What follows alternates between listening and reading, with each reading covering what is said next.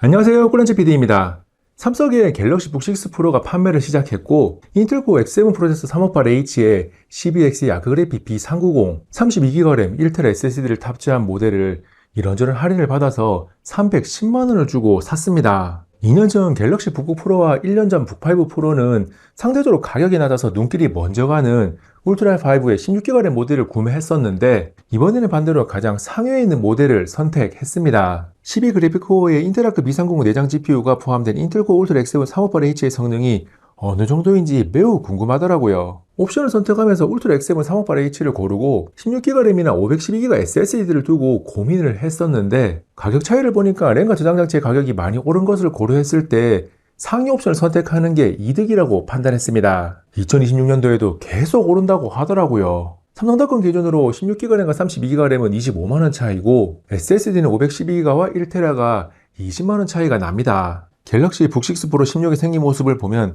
새로운 바디를 사용하긴 했는데 전작과 비교시 전체적인 디자인에서 변화를 준 것은 아니라서 매우 비슷합니다.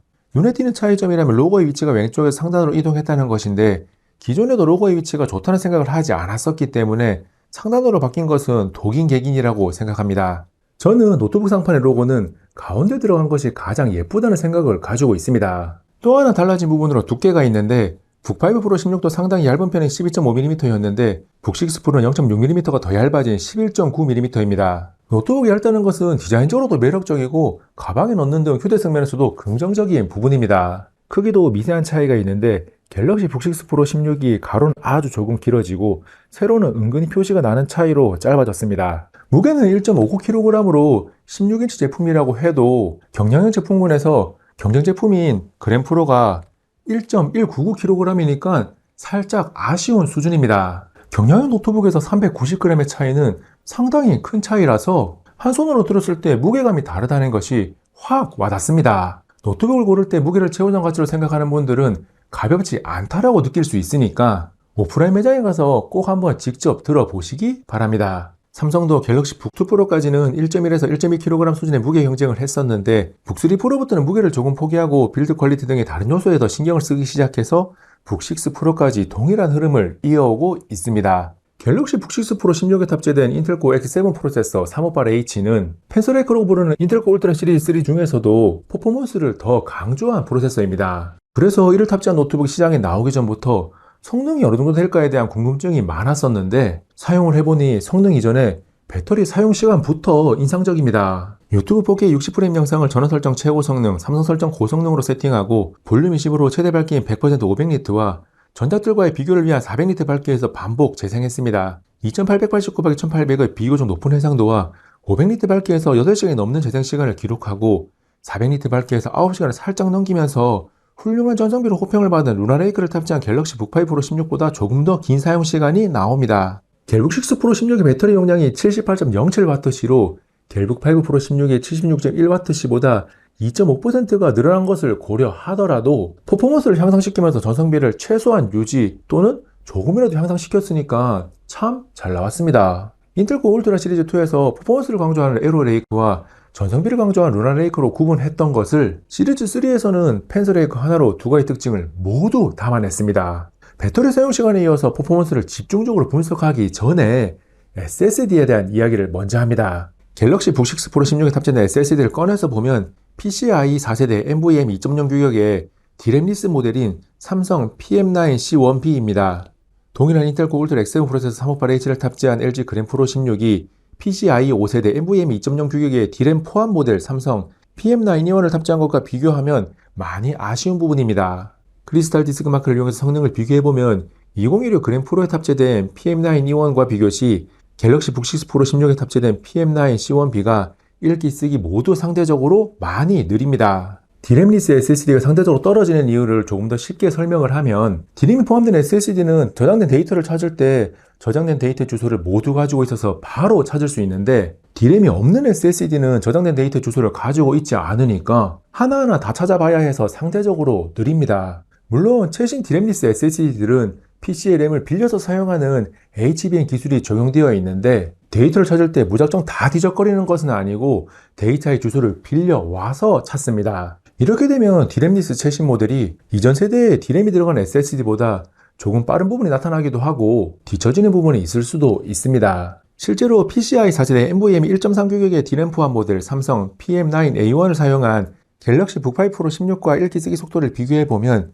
갤럭시 북6 프로 16이 조금 앞서는 부분도 있고 랜덤 쓰기에서는 갤럭시 북5 프로 16이 조금 앞섭니다. 사실 대다수 사용자는 D램리스 SSD인 PM9 C1B를 부족함 없이 잘 사용할 겁니다. 문제의 핵심은 300만이 넘는 프로 수식을 붙인 프리미엄 노트북에 원가 절감을 이유로 적당한 하드웨어를 넣었다는 것입니다. 특히 D램도 들어가고 PCI 규격도 가장 최신이라서 가장 좋은 삼성의 SSD가 삼성 노트북에는 들어가지 않고 경쟁 제품인 LG 그린 프로에는 탑재되어 있으니까 더욱 아쉬운 거죠. SSD에 대한 이야기를 한 가지만 더 하면 갤럭시 북6 프로 16은 두 개의 SSD 슬롯이 있고 기본 슬롯은 PCI 5세대를 지원하고 추가 슬롯은 PCI 4세대를 지원합니다. 그래서 5세대 자리에 4세대가 기본으로 장착되어 있으니까 저처럼 PCI 5세대를 지원하는 따끈따끈한 신상 SSD를 추가하려면 기본으로 탑재된 SSD는 추가 슬롯으로 옮겨야 합니다. 결국 PCI 5세대를 사용한 SSD를 제대로 사용하려면 메인 드라이브를 교체해야 하는 복잡한 과정을 거쳐야 합니다. 편하게 SSD를 추가하려면 PCI 5세대를 지원하는 슬롯이 있음에도 불구하고 4세대만 사용해야 하는 아이러니한 상황이 발생하는 거죠. 자, 이제 본격적으로 인텔 코 울트라 X7 프로세서 358H를 탑재한 갤럭시 북6 프로 16의 성능을 확인하기 위해 벤치마크 점수부터 확인합니다. 이때 비교군으로 전년도 삼성의 주력 모델인 인텔 코 울트라 7 프로세서 258V를 탑재한 갤럭시 북5 프로 16의 결과를 가져왔습니다. CPU의 인코딩 성능 테스트로 100% 사용할 때 최고 성능을 확인할 수 있는 시니벤치 2024는 싱글코어는 오차 범위 내로 비슷하고 멀티코어는 65%의 성능 향상이 있습니다. 그리고 10분 스로틀링 테스트와 30분 안정성 테스트 결과를 보면 CPU에 강한 버그가 걸려도 스로틀링 거의 없이 최고 성능을 그대로 계속 사용할 수 있습니다. 실사용 환경에서의 CPU 연산 성능을 다방면으로 테스트하는 긱빈6 점수를 이어서 보면 싱글코어는 9% 소폭 향상, 멀티코어는 59%의 눈에 띄는 성능 향상이 있습니다. CPU 성능 벤치마크의 멀티코어 점수가 눈에 띄게 향상된 것은 갤럭시 북5 프로 16에 탑재된 루나 레이크는 8코어고 갤럭시 북6 프로 16에 탑재된 펜서 레이크는 16코어로 코어 수가 2배입니다. 그리고 똑같이 전세대 프로세서 중 세부 구성은 조금 다르지만 16코어 16스레드가 동일한 에로 레이크와 비교 시에도 싱글코어 5%, 멀티코어 9%의 향상이 있습니다. CPU에 이어서 내장된 인텔 아크 B390 GPU의 성능을 확인하기 위해 3D마크 벤치마크 결과를 체크합니다. 이번에도 갤럭시 북5 프로 16 결과를 비교군으로 가져왔습니다. 다이렉트 12 기반의 그래픽 성능을 측정하는 타임스파이의 그래픽 점수가 61%, 실시간 레이트레이싱과 렌더링 성능을 측정하는 포토로얄이 73%, 논 레이트레이싱 그래픽 성능을 측정하는 스틸로마드 라이트가 80% 좋아졌습니다. 내장 GPU이긴 하지만 전세대와의 비교를 통해서 정말 많이 향상된 것을 확인할 수 있습니다. 그런데 스트레스 테스트를 돌려보니까 타임스파이, 포트로얄, 스틸로마드 라이트 3종의 성능 유지 안정성이 89.1에서 91.8% 수준으로 대략 10% 정도의 스로틀링이 걸립니다. 그래서 실제 사용 성능의 전작 대비 향상률은 최고 성능의 증가율보다는 조금 줄어듭니다. 그래도 많이 좋아지긴 했습니다. 전작인 북5 프로 16은 출시 초기부터 97에서 99%의 성능 유지 안정성을 기록했고 북4 프로 16은 출시 초기 90% 수준이다가 업데이트가 진행되고 6개월 정도 후에는 95에서 97%까지 성능 유지 안정성이 올라왔었습니다. 갤럭시 북6 프로 16도 안정 업데이트가 진행이 되면 90% 수준보다는 성능 유지 안정성이 조금 더 올라올 것이라고 예상이 되는데 현 시점에서는 조금은 아쉬운 부분입니다. 다음은 전원 연결이 아닌 배터리 사용 시에 성능이 잘 유지되는지를 확인합니다. 들고 다니면서 사용하는 목적이 강한 경량형 노트북에서는 필수 체크 포인트입니다. 배터리로 사용하고 있는 상태에서 긱빈6와 시네벤치 2024 점수 모두 전원 연결 시와 차이가 없고 시네벤치 2024 30 안정 테스트 점수도 오차 범위 내에서 차이가 거의 없습니다. 이어서 3D마크 테스트 3종의 결과 역시 전원 사용시와 배터리 사용시가 거의 차이가 없고 스트레스 테스트에서 약 10%의 스로틀링이 걸리면서 성능이 유지되는 흐름까지 거의 비슷합니다. 전원 사용시나 배터리 사용시나 동일한 성능을 누릴 수 있다는 것은 경량 노트북 라인업에서는 매력 포인트입니다. 다음은 성능을 조금 더 직관적으로 확인하기 위해서 오버워치2, 배틀그라운드, 사이버펑크 2077을 이용한 게임 테스트를 진행했습니다. 먼저 오버워치2는 2880x1800의 상도, 그래픽 설정 낮음, 렌더링 스킬 100으로 플레이를 했는데 프레임이 평균 115 이상, 하위 1% 80 이상이 나왔습니다. 디스플레이가 지원하는 120Hz를 제대로 누릴 수 있는 정도가 됩니다. 더 좋은 그래픽 환경을 원하는 분들을 위해서 그래픽 설정을 높음으로 올리고 해상도를 1920 곱하기 1200으로 낮춰서 테스트를 하니까 프레임이 평균 150, 하위 1% 110 정도가 나오는데 간혹 한 번씩 버퍼링이 생기면서 하위 0.1%가 20fps 정도를 기록합니다. 두 번째 게임 비틀그라운드는 오버워치 2보다 요구 스펙이 높으니까 1920 곱하기 1200 해상도, 그래픽 설정 매우 낮음, 렌더링 크기 100으로 플레이를 시작했습니다. 프레임이 평균 130 이상, 하위 1% 70 이상이 나옵니다. 옵션을 타입하면 120Hz 주사율을 누릴 수 있는 거죠. 프레임이 제법 잘 나와서 그래픽 설정을 중간으로 올려봤는데 프레임이 평균 70 내외, 하위 1% 40 내외로 할만한 수준이 나옵니다. 그래서 해상도를 2880 곱하기 1800으로 올리고 그래픽 설정 매우 낮음, 렌더링 크기 100으로 플레이를 해보니 평균 80 내외, 하위 1% 45 내외가 나옵니다. 고해상도 플레이도 어느 정도는 가능합니다. 내장 GPU임에도 게임 성능이 제법 잘 나와서 매우 높은 스펙을 요구하는 사이버펑크 2077 인게임 벤치마크까지 테스트를 했습니다. 1920 곱하기 1200 해상도의 킥 프리셋 레이트레이싱 낮음을 적용하니 평균 56.56fps가 나왔고 킥 프리셋 울트라로 변경해서 적용하니까 평균 58.42fps가 나옵니다. 게임 성능을 정리하면 인텔급 B305 내장 GPU가 게임을 하기에 제법 괜찮습니다. 고사양 게임 플레이 시 옵션 타입이 어느 정도는 필요하지만 디스플레이가 지원하는 120Hz를 제대로 누릴 수 있다는 것도 인상적입니다. 펜솔레이크가 인텔이 정말 칼을 갈고 만든 프로세서구나 라는 생각이 들어요. 벤치마크부터 게임까지 성능이 상당히 잘 나온다는 것을 확인을 했는데 발열 관리는 괜찮은지를 이어서 체크합니다. 게임 테스트 시에 프로세서 온도까지 측정을 했는데 프레임이 잘 나오는 설정에서 대체로 70도대에서 왔다 갔다 하면서 얇게 나온 경량 노트북 중에는 상급의 수준을 보여주고 프레임이 다소 떨어지더라도 그래픽 설정을 높였을 때는 80도를 넘어가는 보통의 수준을 기록합니다. 그리고 게임을 1시간 이상 플레이하고 있는 상태에서 키보드 위로 올라오는 발열이 최고 41도대로 매우 양호한 수준이고 방 열고 위쪽이라서 온도가 조금 더 올라가는 힌지가 있는 쪽도 최고 43도대로 낮은 편입니다. 하판을 열어서 쿨링 시스템을 확인해보면 두 개의 쿨링팬과 베이퍼 챔버가 제법 넓게 자리 잡고 있습니다. 프로세서와 키보드 위의 온도가 매우 준수해서 갤럭시 북 6 프로 16에서 새롭게 들어간 베이퍼 챔버가 본연의 역할을 아주 충분히 잘 한다고 판단할 수 있습니다. 스트레스 테스트 시에 GPU의 약 10%의 스로틀링이 걸리는 것을 확인을 했었는데 이 정도 수준의 훌륭한 발열 관리를 유지하기 위함이라면 충분히 감수할 수 있는 정도입니다. 발열 관리에 이어서 쿨링팬의 소음은 무난한 편입니다. 팬이 가장 빠르게 돌 때 노트북 바로 앞에서 측정한 소음이 약 53.5dB이 나오고 앉아서 노트북을 사용할 때 귀가 있는 위치에서는 약 47dB이 나옵니다.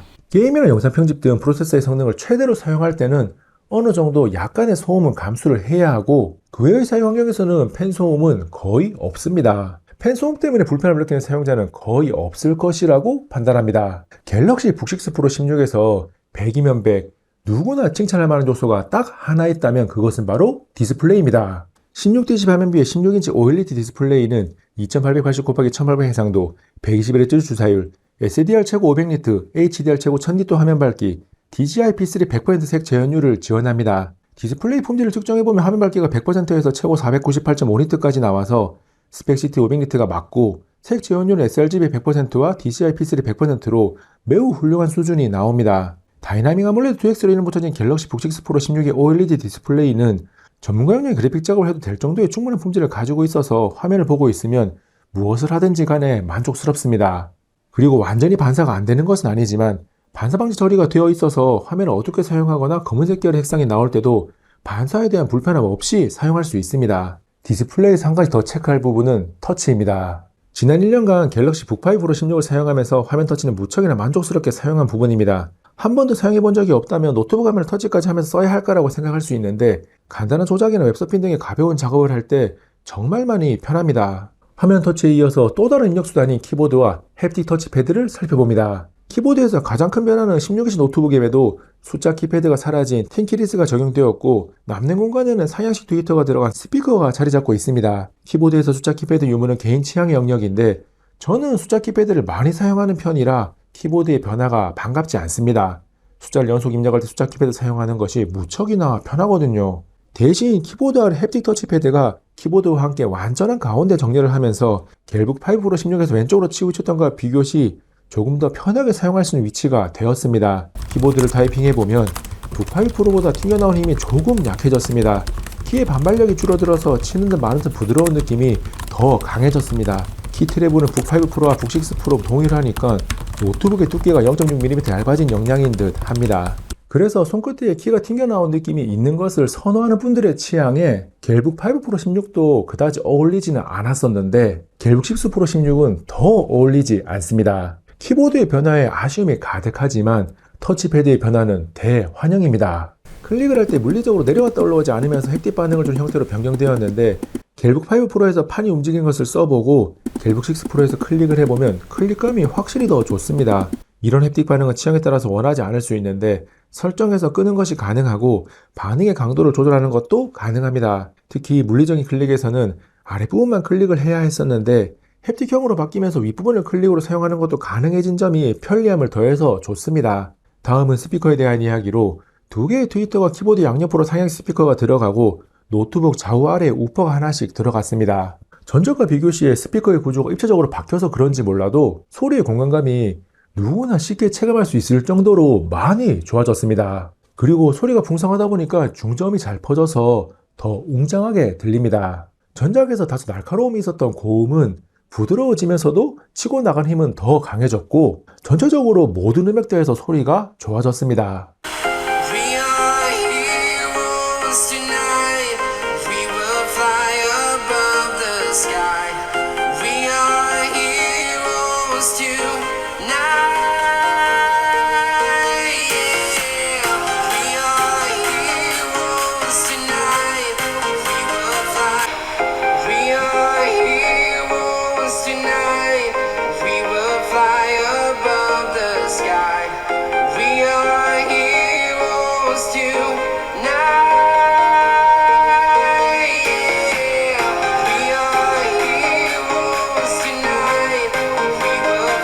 다만 동일한 볼륨 설정에서 출력은 전작 대비 살짝 줄어들었습니다. 그리고 돌비 애트모스의 기본 설정이 동적으로 되어 있는데 출력이나 음질의 소리가 나오고 있는 중에 계속 조정을 해서 노래를 들을 때 음질이 구려지기도 합니다. 갤럭시 북 6 프로 16을 처음 사서 노래를 들어보고 아니 스피커가 왜 이렇게 구리지? 라는 생각이 든다면 돌비 애트모스 설정이 동적으로 되어 있을 가능성이 높습니다. 노래를 듣거나 영상을 보면서 취향에 맞춰서 음악 등의 다른 옵션으로 설정을 바꾸면 훌륭하고 일정한 음질을 만날 수 있습니다. 그 밖에 지금까지 이야기한 요소들을 정리하면 와이파이 7, 블루투스 5.4를 지원하고 200만화소 웹캠, 듀얼 어레이 마이크를 탑재했습니다. 그리고 측면에 있는 확장 포트는 왼쪽 면에 HDMI 2.1, 썬더볼트 4를 지원하는 두 개의 C포트, 오른쪽 면에는 3.5mm 오디오 콤보 잭과 USB 3.2A 포트가 있습니다. 인텔 코어 울트라 X7 프로세서 358H를 탑재한 갤럭시 북 6 프로 16을 자세하게 살펴봤습니다. 인테리어의 펜서 레이크가 미쳤다고 평가해도 될 정도로 매우 잘 나와서 GPU에서 약간의 스로틀링이 걸리더라도 성능적으로 매우 만족스럽습니다. 발열관리 상태 우수하고 배터리 사용시간 충분하고 디스플레이 품질, 스피커 성능, 햅틱 터치패드 사용성 등 대부분의 요소가 프리미엄 노트북에 걸맞는 만족감을 줍니다. 하지만 짚고 넘어갈 포인트도 있는데 개인 취향이나 사용 환경에 따라서 숫자 키패드가 사라진 10키리스가 무척이나 불편할 수 있습니다. 고가의 16인치 노트북을 찾는다는 것은 숫자 키패드가 필요한 작업을 위한 목적을 가진 경우가 제법 많거든요. 그리고 PCI 5세대까지 지원하는 SSD 슬롯에 디램리스 PCI 4세대 SSD를 탑재했다는 매우 아쉬운 점이 있습니다. 2016 그랜프로가 PCI 5세대의 D램 SSD를 탑재한 것과 비교가 되면서 아쉬움이 더 커집니다. 결정적으로 300만원이 넘는 프로라고 이름 붙인 프리미엄 노트북이니까 원가 절감을 위해 프로에 어울리지 않는 하드웨어를 넣은 것이 아쉽다는 겁니다. 마지막으로 가격에 대한 평가인데 램과 SSD 등의 부품의 가격이 많이 오르면서 노트북의 가격도 많이 올랐습니다. 그래서 출시가 기준으로 전작 대비 동일 옵션에서 약 70만원의 상승이 있는데 카드 할인이나 프로모션 할인 폭이 줄어들어서 체감되는 상승폭은 100만원 정도가 됩니다. 시장의 물가가 올랐으니까 노트북의 가격도 오른 거야 라는 이성적인 판단을 하기 이전에 1년 만에 앞자리가 달라진 가격대를 보면 심리적인 거부감이 생길 수밖에 없습니다. 분명한 사용 목적을 가지고 있다면 가격이 올랐어도 비용을 투자했을 때 그만한 가치는 가지고 있다고 판단을 하는데 비싼 노트북이면 분명합니다. 갤럭시 북 6 프로 16에 대한 궁금한 내용이 남아있다면 고정 댓글에 댓글로 문의를 남겨주시기 바랍니다. 최대한 답변을 드리겠습니다. 이번 영상은 여기까지. 다음에 또 만나요. 안녕.